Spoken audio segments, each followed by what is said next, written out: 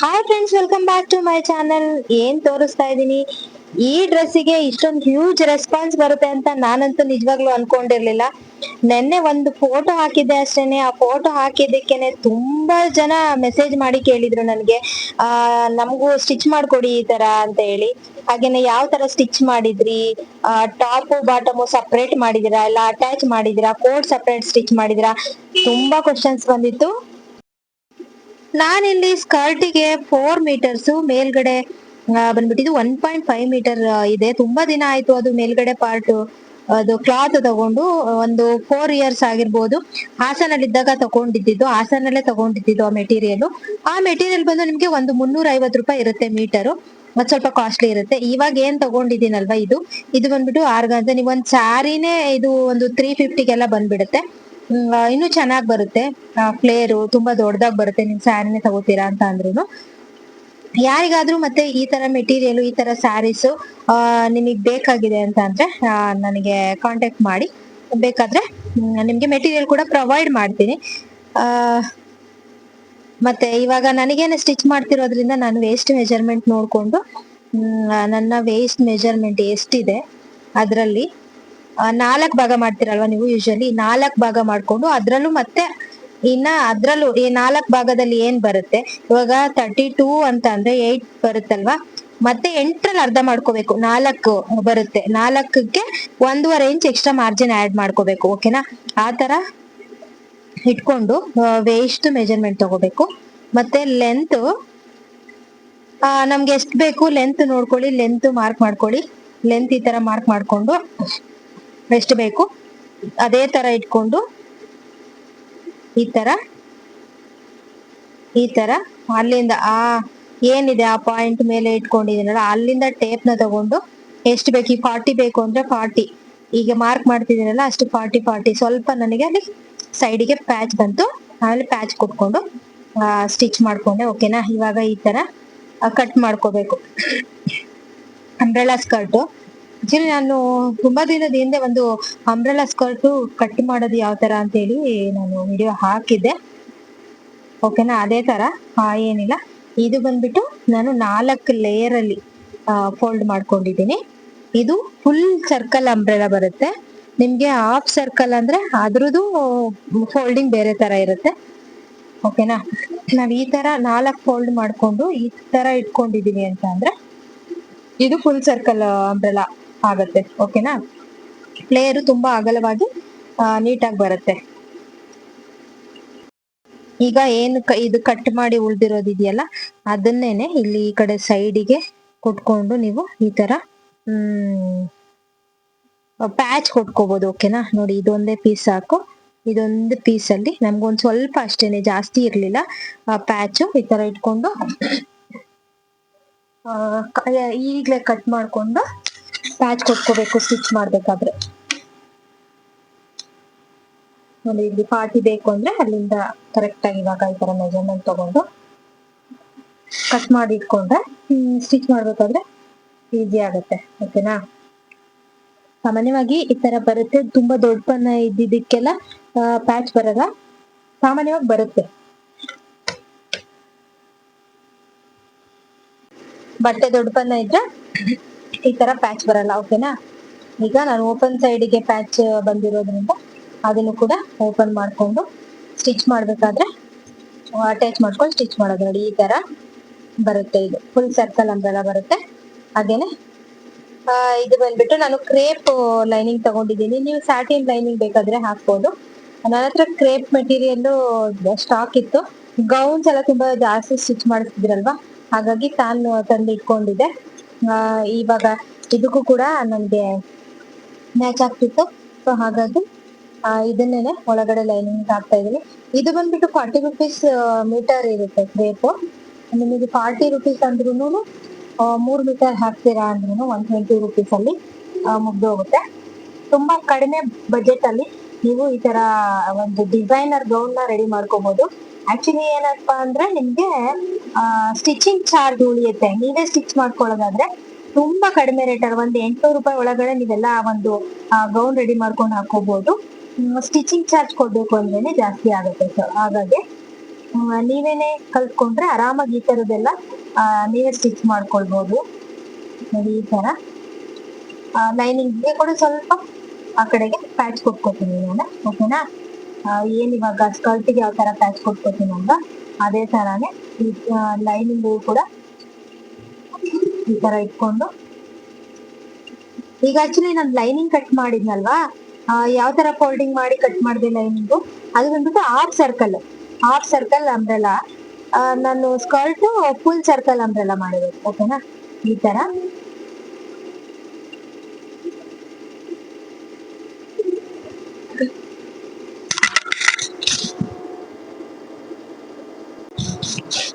ತರ ಇಟ್ಕೊಂಡು ಲೈನಿಂಗ್ ಕೂಡ ಈ ತರ ಅಟ್ಯಾಚ್ ಮಾಡ್ಕೋಬೇಕು. ಈಗ ನಾನು ಲೈನಿಂಗ್ ನ ಈ ಕಡೆ ಓಪನ್ ಮಾಡ್ಕೊತಾ ಇದ್ದೀನಿ.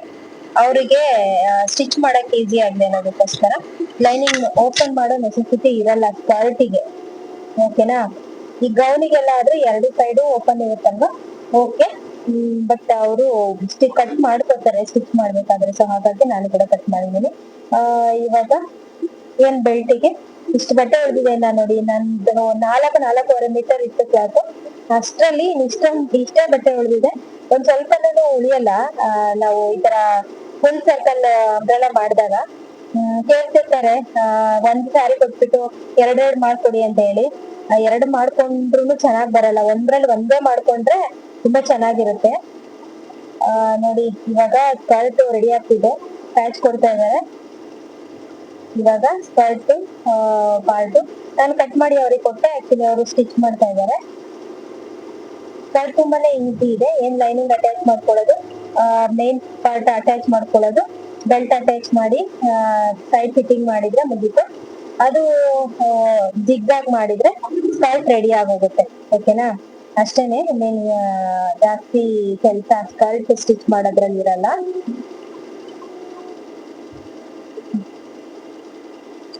ನೋಡಿ ಈ ತರ ಲೈನಿಂಗ್ ಮತ್ತೆ ಮೇನ್ ಫ್ಯಾಬ್ರಿಕ್, ಈ ಪ್ಯಾಚ್ ಎಲ್ಲ ಕೊಟ್ಕೊಂಡ್ ಆದ್ಮೇಲೆ ಈ ತರ ಲೈನಿಂಗ್ ಮತ್ತೆ ಮೇನ್ ಫ್ಯಾಬ್ರಿಕ್ ಎರಡೂನು ಈ ತರ ಅಟ್ಯಾಚ್ ಮಾಡ್ಕೊಂಡು ಆಮೇಲೆ ಬೆಲ್ಟ್ ಅಟ್ಯಾಚ್ ಮಾಡ್ಕೋಬೇಕು.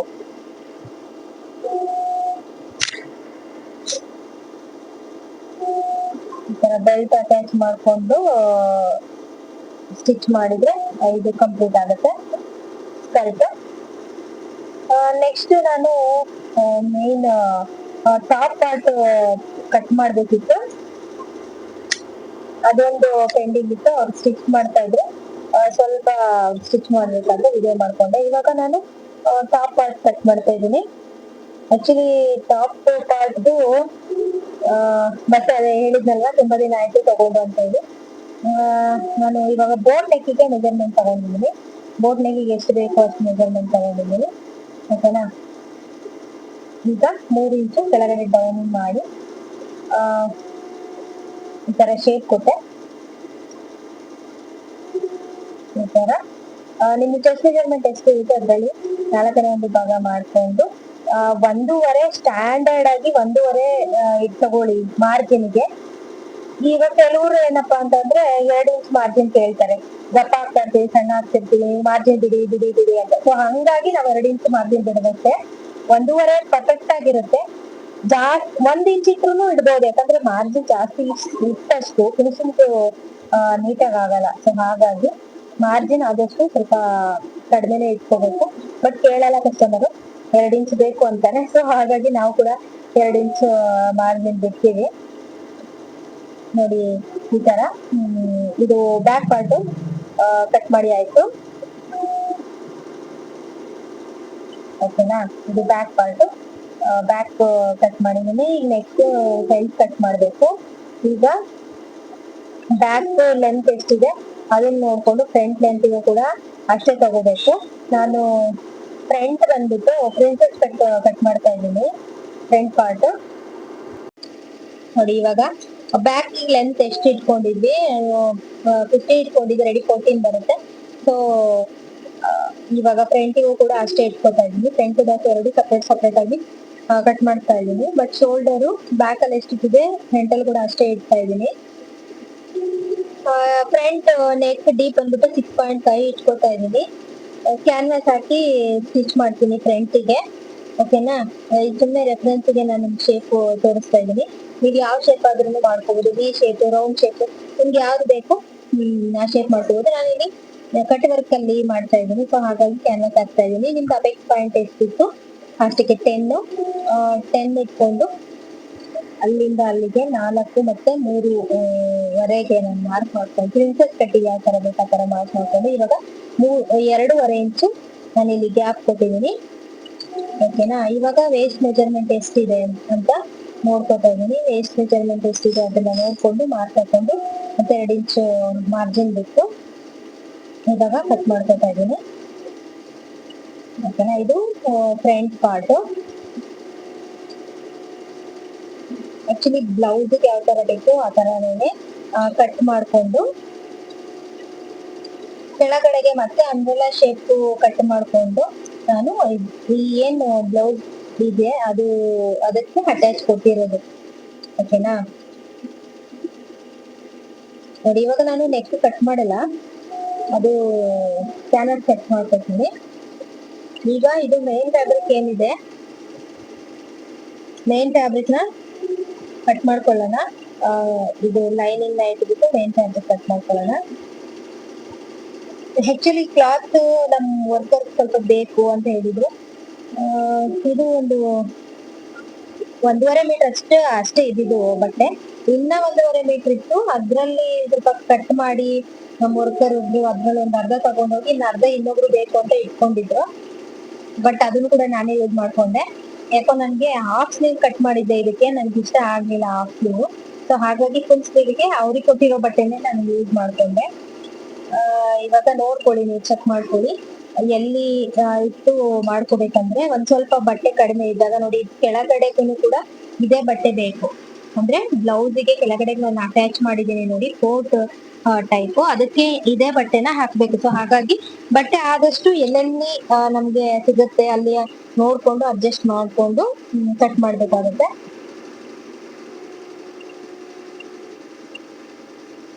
ನೋಡಿ ಈಗ ನಾನು ಬ್ಯಾಕ್ ಪಾರ್ಟ್ ಕಟ್ ಮಾಡಿದ್ದೀನಿ. ಇವಾಗ ಫ್ರಂಟಿಗೆ ಈ ಕಡೆ ಸ್ವಲ್ಪ ಇಟ್ಕೊಂಡು ಇಲ್ಲೇ ಇಟ್ಕೊಂಡು ಕಟ್ ಮಾಡ್ತಾ ಇದ್ದೀನಿ.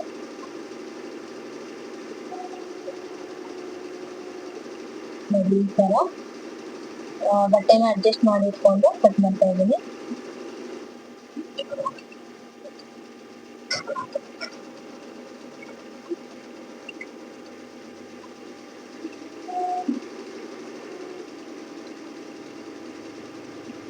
ನೋಡಿ ಈ ತರ ನಾನು ಕಟ್ ಮಾಡಿ ಇಟ್ಕೊಂಡೆ.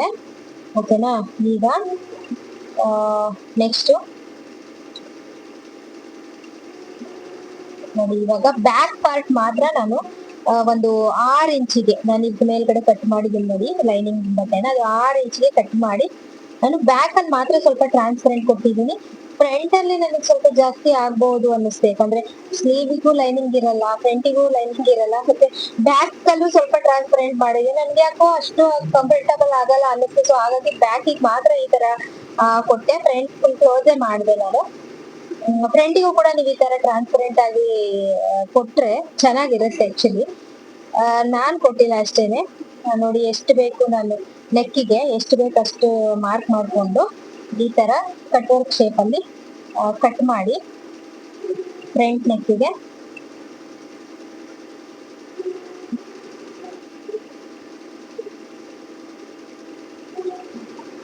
ನೋಡಿ ಈ ತರ ಈ ಶೇಪ್ ಅಲ್ಲಿ ನಾನು ಕಟ್ ಮಾಡಿದ್ದೀನಿ. ಈಗ ನೋಡಿ ಈ ತರ 1 ಅಥವಾ 1.5 ಇಂಚಿಗೆ ಈ ತರ ಕಟ್ ಮಾಡ್ಕೊಂಡು ಇದನ್ನ ಏನ್ ಲೈನಿಂಗ್ ಕ್ಲಾತ್ ಇರುತ್ತೆ, ಲೈನಿಂಗ್ ಕ್ಲಾತ್ ಮೇಲೆ ಇಟ್ಟು ಐರನ್ ಮಾಡ್ಕೋಬೇಕು. ಈ ತರ ಕಟ್ ಮಾಡಿ ನಾನು ಲೈನಿಂಗ್ ಬಟ್ಟೆ ಮೇಲೆ ಇದನ್ನ ಇಟ್ಟು ಐರನ್ ಬಾಕ್ಸ್ ಅಲ್ಲಿ ಪ್ರೆಸ್ ಮಾಡ್ಕೊತೀನಿ ಕ್ಯಾನ್ವಾಸ್ ನ.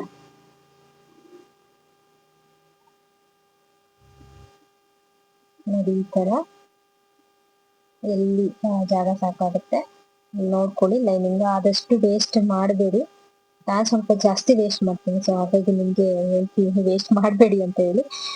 ಈ ತರ ಐರನ್ ಬಾಕ್ಸ್ ಅಲ್ಲಿ ಸ್ವಲ್ಪ ಪ್ರೆಸ್ ಮಾಡ್ಕೊತೀನಿ.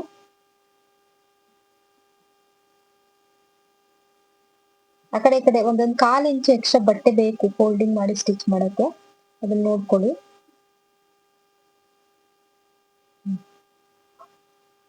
ಈ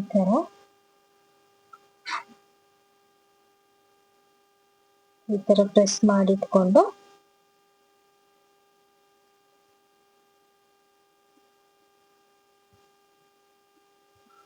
ಫ್ರಂಟ್ ಪಾರ್ಟ್ ನಾನು ಈ ತರ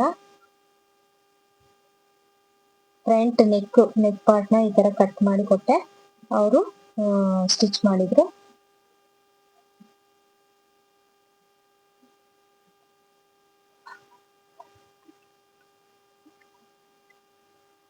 ಈ ತರ ಸುತ್ತ ಒಂದು 1/4 ಇಂಚು ಎಕ್ಸ್ಟ್ರಾ ಬಿಟ್ಟು ಈ ತರ ಕಟ್ ಮಾಡಿದ್ರೆ ಸೈಡ್ ಅಲ್ಲಿ ಅದನ್ನ ಫೋಲ್ಡಿಂಗ್ ಮಾಡ್ಕೊಂಡು ಸ್ಟಿಚ್ ಮಾಡಿ ಫ್ರಂಟ್ ನೆಕ್ಕಿಗೆ ಅಟ್ಯಾಚ್ ಮಾಡಬೇಕು. ಇದು ನೋಡಿ ಕೆಳಗಡೆ ನಾನು ಬ್ಲೌಸಿಗೆ ಅಟ್ಯಾಚ್ ಮಾಡಿದ್ನಲ್ಲ, ಸ್ವಲ್ಪ ಫ್ರಂಟ್ ಅಲ್ಲಿ ಶೇಪ್ ಕೊಟ್ಟಿದ್ದೀನಿ. ಫ್ರಂಟ್ ಅಲ್ಲಿ ಹಿಂದೆ ಉದ್ದ ಇದೆ, ಸ್ವಲ್ಪ ಮುಂದೆ ಶಾರ್ಟ್ ಇದೆ ನೋಡಿ, ಅದನ್ನ ಕಟ್ ಮಾಡ್ಕೊಂಡಿದ್ದೀನಿ ನಾನು. ಆಕ್ಚುಲಿ ಇಷ್ಟ್ರಲ್ಲೇನೆ ಮಾಡೋಣ ಅಂತ ಹೇಳಿ ನಾನು ಹಾಫ್ ಸ್ಲೀವ್ ಕಟ್ ಮಾಡಿದ್ದೆ, ಬಟ್ ನನಗೆ ಯಾಕೋ ಹಾಫ್ ಸ್ಲೀವ್ ಇಷ್ಟ ಆಗ್ಲಿಲ್ಲ. ಸೊ ಹಾಗಾಗಿ ನಾನು ನಮ್ಮ ವರ್ಕರ್ ನಂಗೆ ಸ್ವಲ್ಪ ಬೇಕು ಬಟ್ಟೆ ಅಂತ ಇಟ್ಕೊಂಡಿದ್ರಲ್ಲ, ಅವರಿಗೆ ಸಾಕಾಗಲ್ಲ ಅದು ಅಂತಂದ್ರು. ಫ್ರಂಟಿಗೆ ಹಾಕಕ್ಕೆ ಗೌನಿಗೆ ಸಾಕಾಗಲ್ಲ ಅಂದ್ರೆ, ಸೊ ಅದನ್ನು ಸ್ಲೀವಿಗೆನೆ ಯೂಸ್ ಮಾಡ್ಕೊಂಡೆ. ಆಕ್ಚುಲಿ ಇಷ್ಟು ವಿಡಿಯೋ ಮಾಡ್ಕೊಂಡಿದೀವಿ, ಫೈನಲ್ ಔಟ್ಪುಟ್ ಈ ತರ ಬಂದಿದೆ. ಆಕ್ಚುಲಿ ತುಂಬಾ ಜನ ರಿಕ್ವೆಸ್ಟ್ ಮಾಡ್ತಿದ್ದಾರೆ ಹೇಳ್ಕೊಡಿ ಈ ತರ ಅಂತ ಹೇಳಿ. ಆನ್ಲೈನ್ ಕ್ಲಾಸಸ್ ಸ್ಟಾರ್ಟ್ ಆಗುತ್ತೆ, ಗೌನು ಡ್ರೆಸ್ ಎಲ್ಲ ಕೂಡ ಸ್ಟಾರ್ಟ್ ಆಗುತ್ತೆ, ನಾನು ಅಪ್ಡೇಟ್ ಮಾಡ್ತೀನಿ. ಓಕೆನಾ? ಈ ವಿಡಿಯೋ ಯಾರಿಗೆಲ್ಲ ಇಷ್ಟ ಆಯ್ತು, ವಿಡಿಯೋ ಇಷ್ಟ ಆದ್ರೆ ವಿಡಿಯೋಗೆ ಒಂದು ಲೈಕ್ ಮಾಡೋದನ್ನ ಮರಿಬೇಡಿ. ಆದಷ್ಟು ನಿಮ್ಮ ಅಭಿಪ್ರಾಯನ ಕಮೆಂಟ್ ಮಾಡಿ ತಿಳಿಸಿ, ಹಾಗೇನೆ ನನ್ನ ವಿಡಿಯೋಸ್ನ ಶೇರ್ ಮಾಡಿ. ಓಕೆನಾ? Thank you.